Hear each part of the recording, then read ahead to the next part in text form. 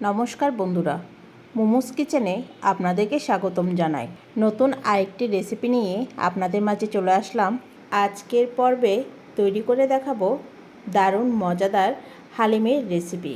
আজকের এই হালিমের রেসিপিটি খুব সহজভাবে দেখানোর চেষ্টা করব।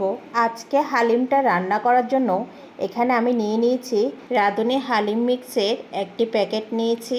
রাঁধুনি হালিম মিক্স প্যাকেটের মধ্যে দুটো প্যাকেট থাকে। একটা প্যাকেটে আছে শস্যদানা মিশ্রণ, আর একটা প্যাকেটে আছে মশলা।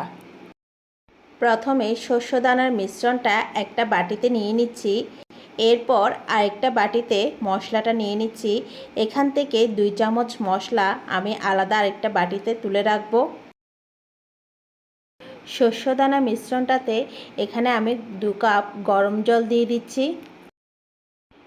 এরপর একটা চামচ দিয়ে মিশ্রণটাকে খুব ভালো করে মিশিয়ে নিব। এরপর 30 মিনিটের জন্য এটাকে একটা সাইডে রেখে দিব। এরপর এখন আমি হালিমটা রান্না করার জন্য চুলাতে একটা পাত্র বসিয়ে দিয়েছি। এর মধ্যে পরিমাণ মতো তেল দিয়ে দিয়েছি। তেলটা গরম হয়ে আসলে এখানে আমি 2টো পেঁয়াজ আগে থেকে কুচি করে রেখেছিলাম, এটা দিয়ে দিচ্ছি। পেঁয়াজটাকে আমি বেরেস্তা বানিয়ে নিব। যেহেতু আমি হালিম রান্না করছি সেই ক্ষেত্রে এখানে বেরেস্তাটা কিন্তু লাগবে। পেঁয়াজ বেরেস্তাটা হয়ে গিয়েছে। এখান থেকে অল্প পেঁয়াজ বেরেস্তা আমি একটা বাটিতে তুলে রেখেছি। আর কিছু পরিমাণ পেঁয়াজ বেরেস্তা আমি এখানে রেখে দিয়েছি। এখানে দিয়ে দিচ্ছি 1 চামচ আদা বাটা আর 1 চামচ রসুন বাটা। এবার এটাকে খুব ভালো করে ভেজে নিব যাতে বাটার কাঁচা গন্ধটা চলে যায়। মশলাটা ভাজা হয়ে গিয়েছে। এবার এখানে দিয়ে দিচ্ছি আগে থেকে ধুয়ে রাখা মুরগির মাংস। এখানে আমি চিকেন হালিম রান্না করব, যার কারণে আমি এখানে মুরগির মাংস ব্যবহার করছি। এখন মুরগির মাংসটা 3 থেকে 4 মিনিট আমি খুব ভালো করে ভেজে নিব।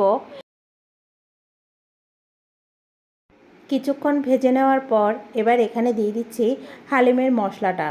এখন এটা দিয়ে আমি আরও 3-4 মিনিট এটাকে কষিয়ে নিব। এরপর এখানে দিয়ে দিচ্ছি স্বাদ মতো নুন। আমি আরও 2-3 মিনিট এটাকে ভালো করে নেড়েচেড়ে কষিয়ে নিব। এরপর ঢাকা দিয়ে রান্না করে নিব প্রায় 10 মিনিটের মতো। ঢাকাটা উঠিয়ে আমি আবারও নেড়েচেড়ে দিচ্ছি। মুরগির মাংসটা সিদ্ধ হয়ে এসেছে প্রায়। এখন এখানে আমি দিয়ে দিব আগে থেকে ভিজিয়ে রাখা শস্যদানার মিশ্রণটি। এটা দিয়ে ভালো করে নেড়েচেড়ে দিচ্ছি। আবারও ঢাকা দিয়ে রান্না করব 15 মিনিটের জন্য। মাঝে মাঝে ঢাকাটা তুলে এটাকে নেড়েচেড়ে দিতে হবে যাতে নিচে লেগে না যায়। হালিমের শস্যদানার মিশ্রণটি কিন্তু সিদ্ধ হয়ে গিয়েছে। হালিমটা প্রায় হয়ে এসেছে।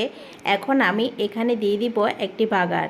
তাই চুলাতে আরেকটা পাত্র বসিয়ে দিয়েছি। এর মধ্যে পরিমাণ মতো তেল দিয়ে দিয়েছি। আর এখানে দিয়ে দিচ্ছি 3টে শুকনো লঙ্কা, 3 কোয়া রসুন কুচি।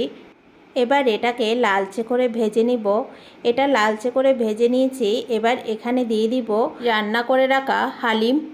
এরপর ভালো করে নেড়েচেড়ে দিচ্ছি। এখানে আমি যে মশলাটা তুলে রেখেছিলাম সেটা আমি শেষের দিকে দিয়ে দিয়েছি, এটা স্কিপ হয়ে গিয়েছে। এবার ঢাকা দিয়ে আরও 10 মিনিটের মতো দমে রেখে দিব। 10 মিনিট পর দেখুন তৈরি হয়ে গিয়েছে মজাদার চিকেন হালিম।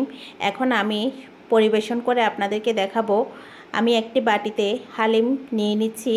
এবার উপর থেকে ছড়িয়ে দিব প্রথমে পেঁয়াজ বেরেস্তা, এরপর দিয়ে দিচ্ছি আদা কুচি, এরপর দিয়ে দিচ্ছি ধনেপাতা আর পুদিনা পাতা।